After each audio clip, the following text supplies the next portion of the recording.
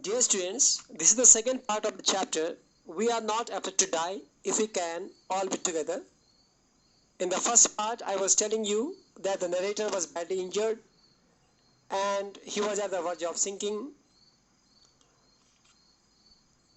And there was water all around him. His wife Mary came screaming that they were sinking. The decks were smashed and they were full of water. The narrator handed her the wheel and climbed towards the door. Now hear own words. The crewman, Larry and Herb were pumping the water very fast.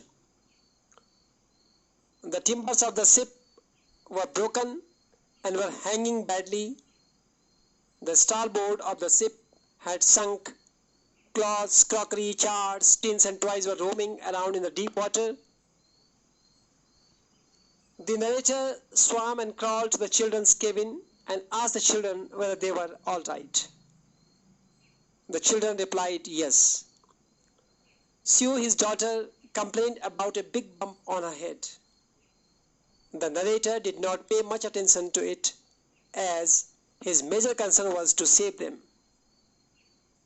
The narrator found screws, hammer and canvas. He went back to the deck. The broken starboard side was letting so much water in.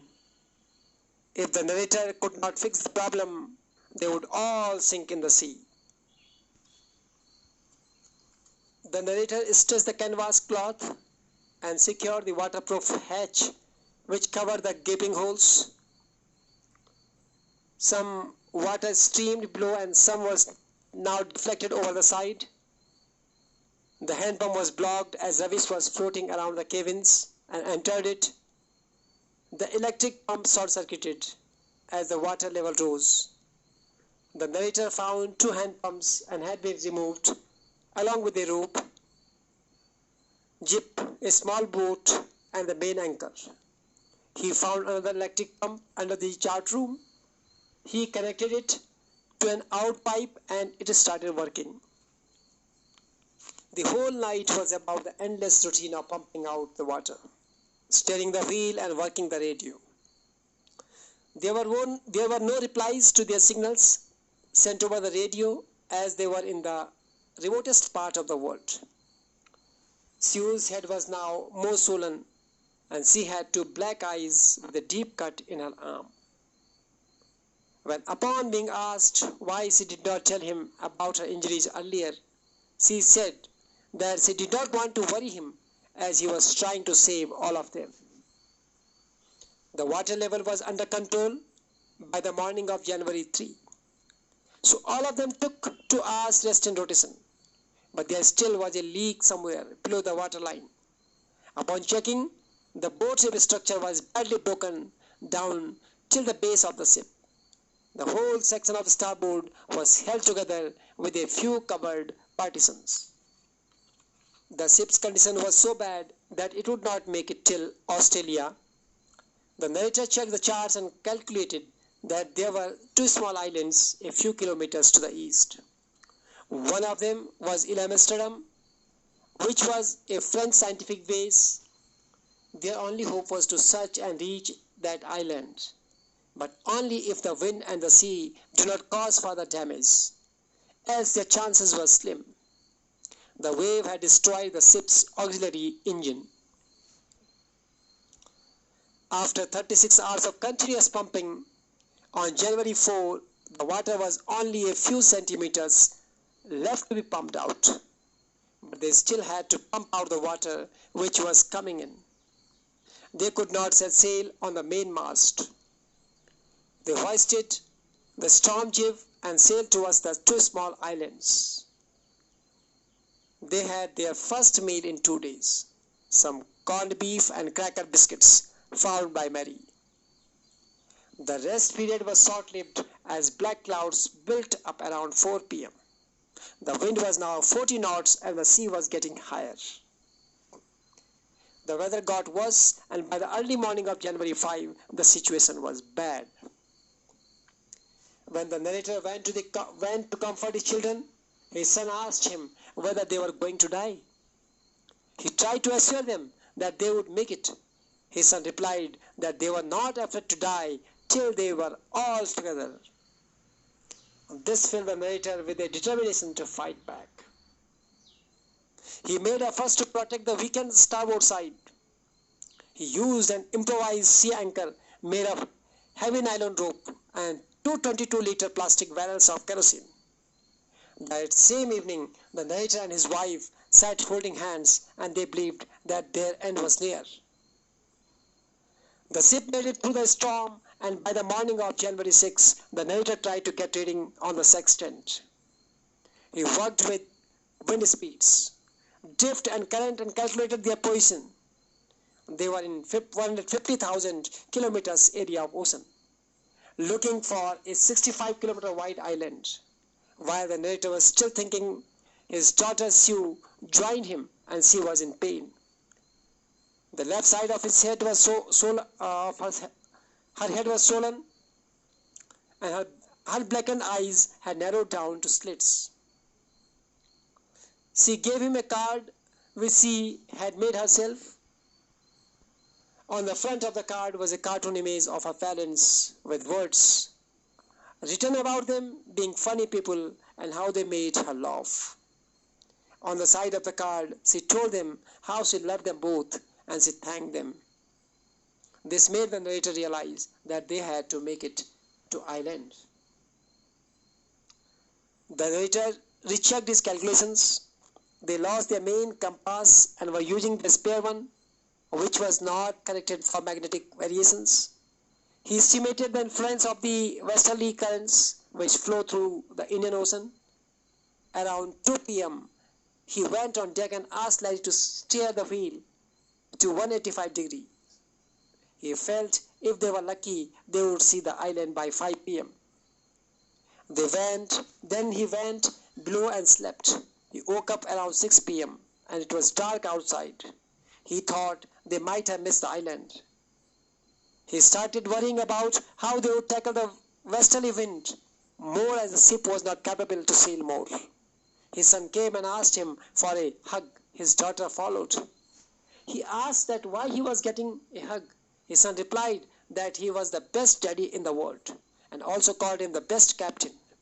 The narrator replied that he was afraid.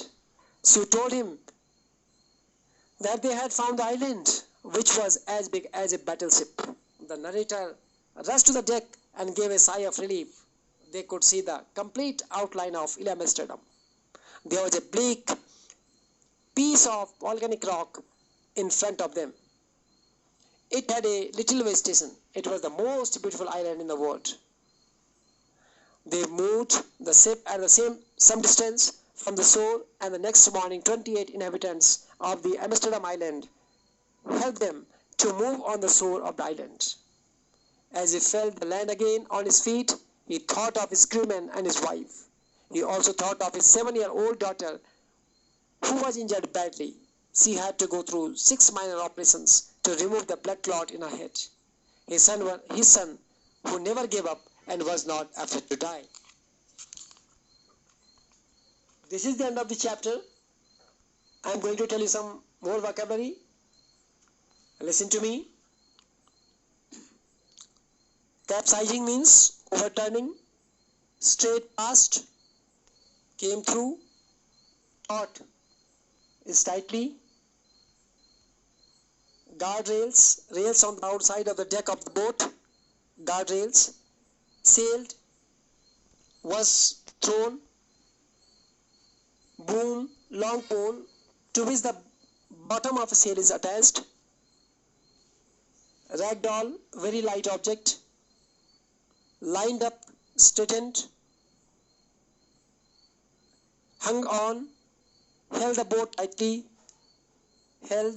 tightly, hung on, abandon means leave, hatch, door leading below the deck, hatch, door leading below the deck, scrambled means ran, scrambled, like madman means very hard work, timbers, wood planks, starboard, right side, bulged, means swelled, sloshed, moved noisily like in the water when things sunk, when things go down into the water making this kind of sound, sloshed. Bunk, sleeping. Berth, bunk is a type of bench, sleeping berth. Best, broken. Taking, drawing in. Gapping, big. Stream, fall like a stream. Deflected, moved away. Block up means get stuck. Debris, broken pieces of material. Short circuited, became electrically defective. Short circuit. Wrenched, removed and thrown from where they were fixed. Wrench.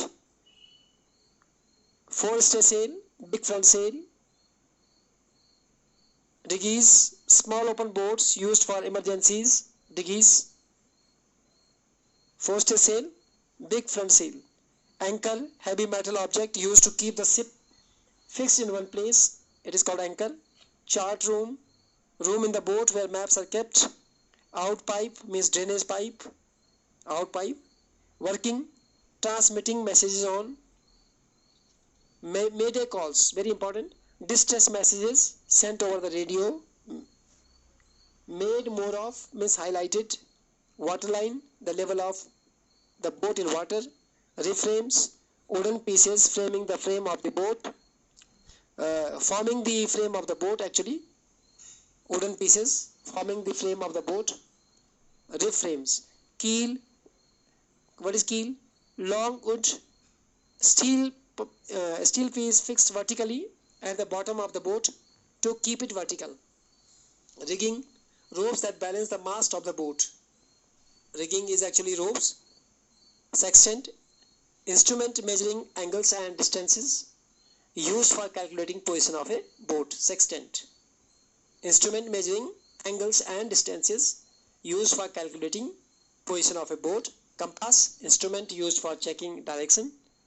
And tousled head, head with hair not arranged. Tousled head, head with hair not arranged. Tousled head.